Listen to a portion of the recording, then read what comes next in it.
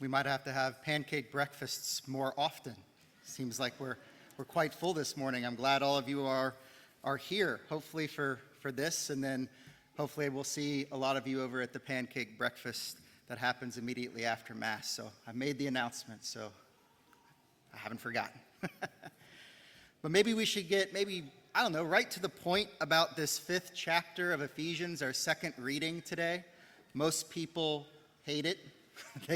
They don't know what to do with it. It causes a lot of different feelings and emotions. And I remember when I was growing up, pretty much one of two things happened when this reading came up in the lectionary. The priest either made a bit of a joke and then moved about as far away from it as he possibly could, or he used the short version of the reading, which cuts out that entire portion about wives being subordinate to their husbands and kind of skips straight to the husbands love your wives portion. And maybe one of those two is the safer bet. I don't know. Maybe my inbox will be the judge of that on Monday. You never know, right? But let's just be honest and address it. You know, the words in our gospel, they seem to be a hard saying. Who can accept it? Just like the Lord said in our gospel today. But maybe we need to give the Lord a chance to help us hear these words anew. And maybe we need to be willing, like the apostles, to say, Lord, to whom shall we go? You have the words of everlasting life. And so the first thing I want to say about the reading is something that might surprise a lot of you. It is far more demanding on the men than you might think it would be than on the women. Only 2 verses in that second reading focus on what wives are to do. The rest is concerned with the husband. And I think that's the case because what's asked of the woman in this reading can only be given as a response to what the man chooses to do. Will that husband truly and authentically love, or will he use? And will he dominate? And I think the reason why we struggle with this reading is because we're used to hearing arguments that kind of flow from cause to effect. But Paul here begins with the effect that women are called to be subordinate as the result of something, namely what the man does. And so people tend to say, well, all the guys have to do is love. While the women, they seem to have been given a raw deal. They have to be submissive and obedient and inferior and all these other ways that people tend to describe this reading. But the reality is that this passage is a massive correction for every man who would have heard this message, even back in the 1st century in Ephesus or for us today. Ephesus was one of the most important cities in all of Greece. It was the 3rd largest city in the Roman Empire. I think it had 250,000 people, and it was the center of trade. And because of this, it was a diverse and cosmopolitan type of a place. And because of this, Ephesus had a deeply rooted pagan understanding of what family life was, one that was completely contrary to the life that Paul was calling them towards, which was the point of the first 4 chapters of the book of Ephesus, what we've been reading actually for the past few weeks as that second reading.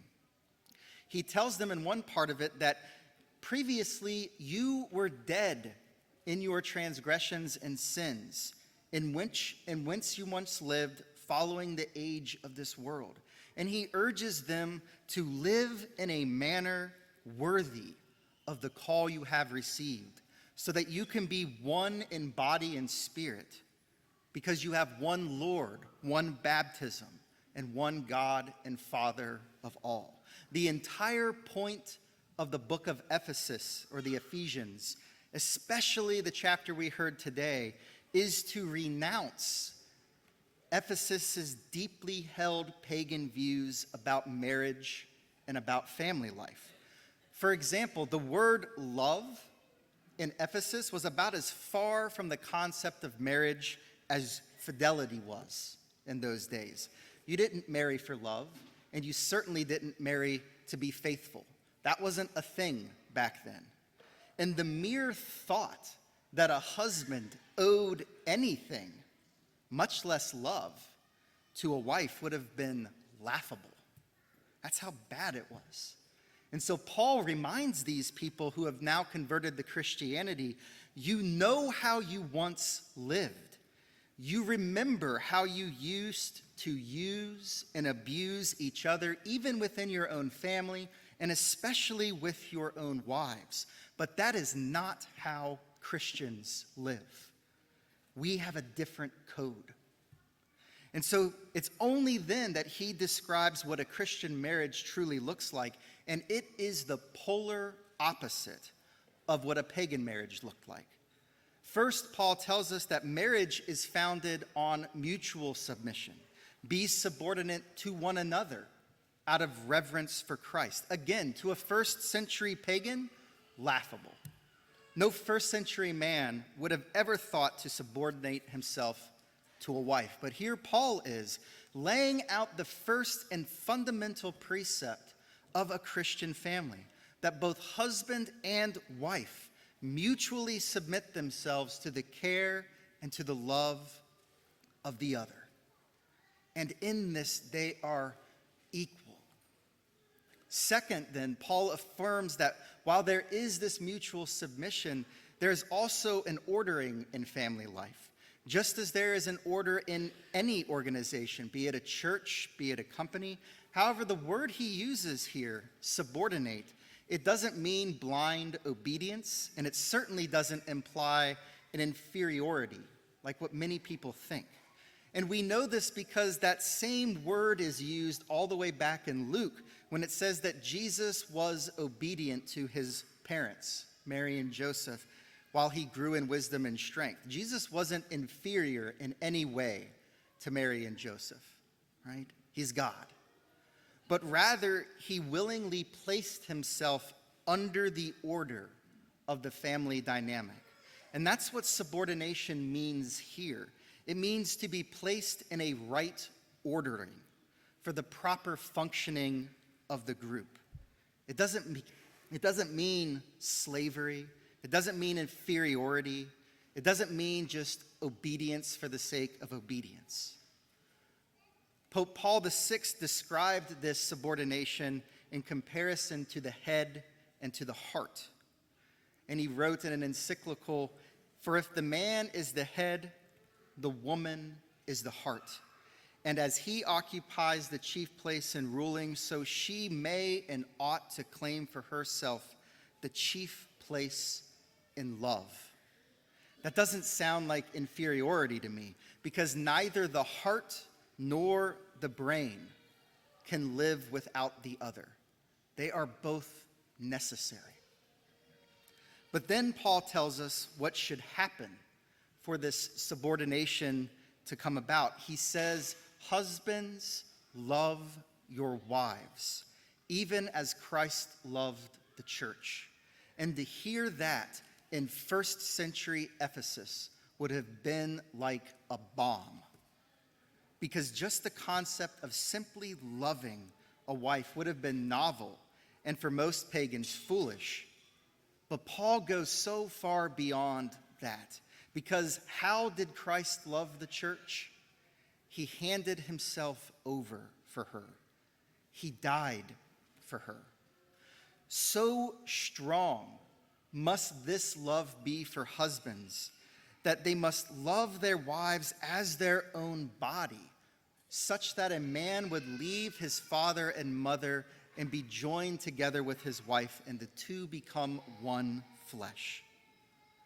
If a man is unwilling to leave his entire life behind, his father, his mother, if he's unwilling to hand over everything for his bride, if he refuses to care for his bride the same way he cares for himself, then that man does not know what love is. And a woman should never voluntarily submit herself to such a man, because that's a man who is unwilling to love. And maybe for some of the ladies out there who are still looking for that husband, remember that. Remember your dignity and what you are worth, and don't ever give that up for anything. Only this type of love is the standard for a Christian marriage. Anything less is insufficient.